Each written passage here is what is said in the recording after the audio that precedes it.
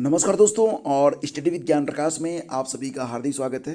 देखिए फ्रेंड्स, यहाँ पर सबसे पहले आपको बता दूं कि यूपीपीएससी के द्वारा यूपीपीसीएस का नोटिफिकेशन अगले कुछ दिनों में जारी हो सकता है यूपीपीसीएस 2023 के लिए। तो आप लोगों में से बहुत सारे लोग ये जानना चाहते हैं कि इसके लिए बुक्स कौन कौन सी होती हैं ताकि उनका जो प्री है वो आसानी से क्लियर हो जाए।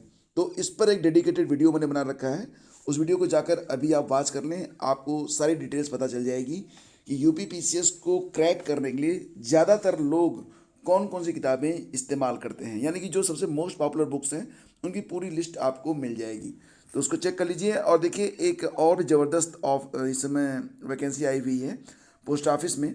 Post office recruitment 2022 apply online 98,083 पद हैं यहाँ पर। देखो फ्रेंड्स, बताना चाहूँगा कि इस समय अगर आप इंडियन पोस्ट ऑफिस की जो वेबसाइट है उस पर आप विजिट करेंगे तो वहाँ पर आपको ये नोटिफिकेशन देखने को मिल जाएगा।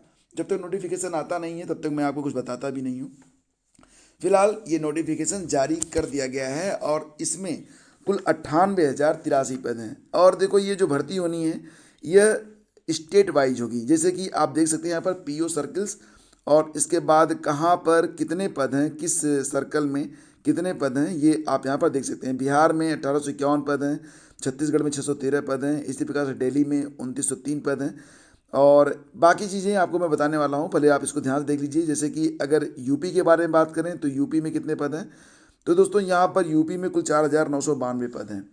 एक अभ्यर्थी अगर चाहे तो आप यूपी से हैं, लेकिन अगर आप जॉब करना चाहते हैं वेस्ट बंगाल में तो आप जा सकते हैं। इस प्रकार से ये जो पद हैं 59,099 पद, ये पोस्टमैन के लिए हैं, ठीक है।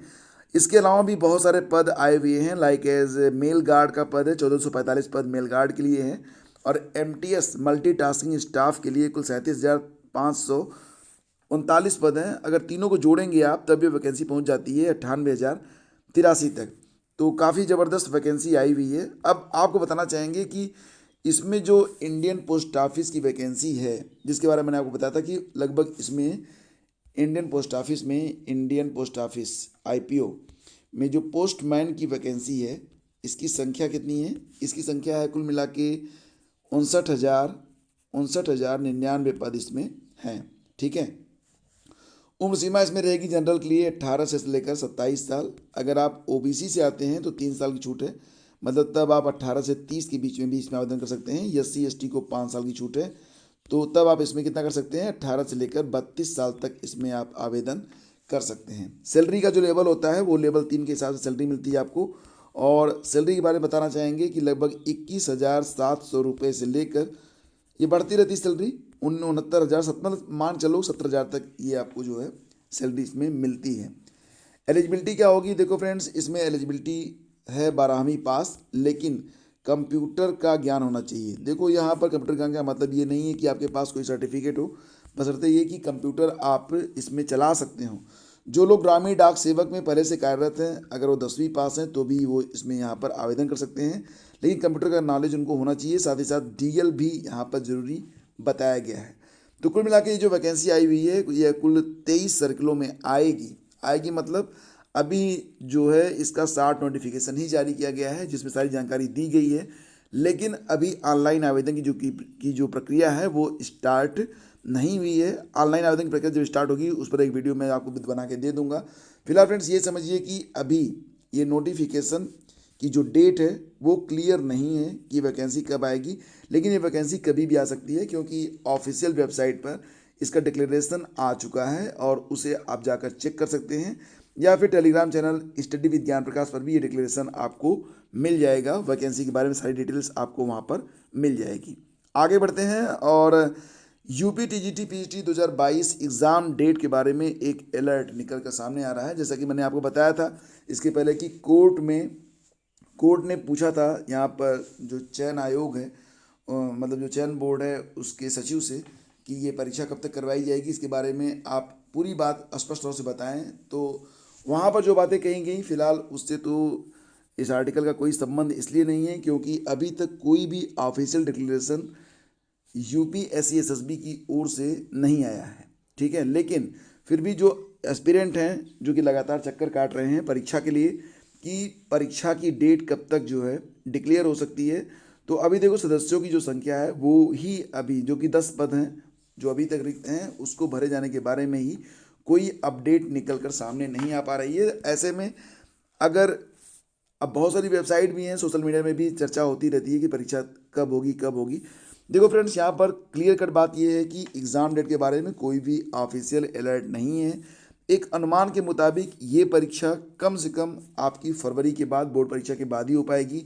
तो ये परीक्षा आपकी का एटलीस्ट मार्च या फिर अप्रैल में ही संभव दिखती है। ठीक है, तो इतना समय तो आपको मिल रहा है। मतलब कुल मिला के अगर देखा जाए तो लगभग अभी कुल मिला के 10 दिन आप मान लीजिए कि इस महीने में दिसंबर में है, उसके बाद 30 दिन और पकड़ लीजिए, 2 महीने फरवरी तक, और 15 मार्च के बाद परीक्षा होगी तो 15 दिन ये। तो आपके पास कुल समय कितना मिल जाता है? आपके पास लगभग 90 दिनों का समय है। तो इस 90 दिन में कोई भी विषय आसानी से तैयार किया जा सकता है। क्यों?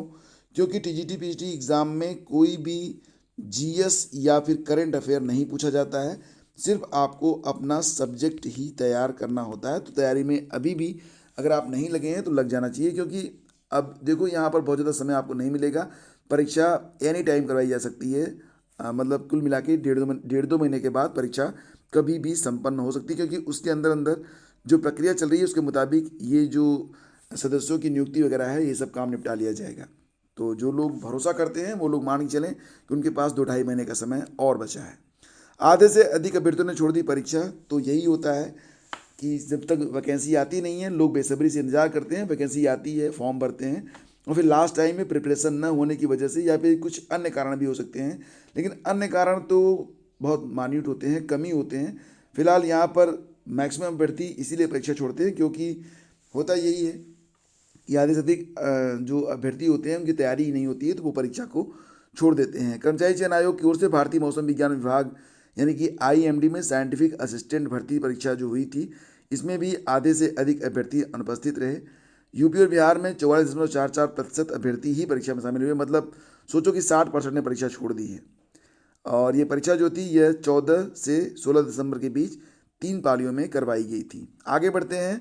निजी स्कूलों में 12% तक की फीस वृद्धि का फैसला, जेब पर बोझ, एसोसिएशन अध्यक्ष बोले स्कूल चाहे तो न बढ़ाएं फीस। तो आने वाले दिनों में आपको, अगर आपका बच्चा किसी प्राइवेट स्कूल में पढ़ता है तो वहाँ पर आपको बढ़ी हुई फीस देखने को मिल सकती है।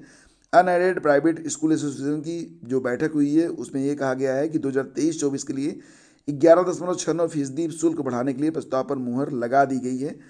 लेकिन ये फीस भी काफ़ी ज़्यादा हो जाएगी। 11.96% का कुछ मतलब होता है। एसोसिएशन अध्यक्ष ये बोले हैं कि अगर कोई स्कूल चाहता है तो फीस नहीं बढ़ा सकता, लेकिन कोई भी स्कूल 11.69% से ज़्यादा जो फीस है वो नहीं बढ़ा सकता है। तो निजी स्कूलों में पढ़ने वाले बच्चों के जो गार्जियन हैं उनके ऊपर कुछ अतिरिक्त बोझ पड़ना तय है, और आने वाले दिनों में आपको ये बढ़ी हुई फीस जरूर दिखेगी। आगे बढ़ते हैं। विश्वविद्यालयों में 1 अगस्त से नया सत्र। तो देश भर के विश्वविद्यालयों में स्नातक और पीजी कार्यक्रम का शैक्षणिक सत्र 2023 1 अगस्त से शुरू होगा। विश्वविद्यालयों को जुलाई के आखिरी हफ्ते तक दाखिले की प्रक्रिया पूरी करनी है। मतलब ये कि जो कोविड की वजह से पूरा कार्यक्रम इधर से उधर हो गया था उसको ठीक करने का प्रयास यहाँ पर किया जा रहा है। और अगले साल मतलब 2023 में आपको जो नया सत्र है वो फिर पटरी पर ले आने का पूरा प्रयास किया जाएगा, और जुलाई में एडमिशन होंगे और अगस्त से आपकी क्लासेज जो हैं वो स्टार्ट हो जाएंगी। तो फ्रेंड्स, ये थी आज की पूरी अपडेट। और केवीएस के बारे में, केवीएस में कौन कौन सी बुक्स आपको पढ़नी है, इस पर आज एक डेडिकेटेड वीडियो दोपहर तक आपके लिए उपलब्ध होगा। देखो बहुत कई बार ऐसा होता है ना कि जो यूट्यूब है वो नोटिफिकेशन ही नहीं भेजता है। तो इसके लिए आप लोग एक काम कर लीजिए कि स्टडी विद ज्ञान प्रकाश का जो टेलीग्राम चैनल है, जिसका लिंक वीडियो के डिस्क्रिप्शन और पहले कमेंट बॉक्स में आपको मिल जाएगा, उस पर क्लिक करके आप लोग स्टडी विद ज्ञान प्रकाश का टेलीग्राम चैनल ज्वाइन कर लीजिए। वहाँ पर जब भी कोई वीडियो मैं डालूंगा उसका लिंक वहीं पर शेयर कर दूंगा, तो वहाँ से डायरेक्टली आपको नोटिफिकेशन सरके मिल जाएगा। और वहाँ ज्वाइन करने से आपको एक फ़ायदा और भी होगा कि जो भी वीडियोज़ आएंगे उसकी लिस्ट आपको वहीं पर देखने को मिल जाएगी, और साथ ही साथ नोटिफिकेशन PDF वगैरह भी आपको समय पर आपको मिलता रहेगा। मोटिवेशन के लिए भी ये चैनल आपके लिए बेस्ट है। तो thank you so much friends, मिलते हैं आपसे अगले वीडियो में। तब तक के लिए आज्ञा दीजिए। नमस्कार, जय हिंद।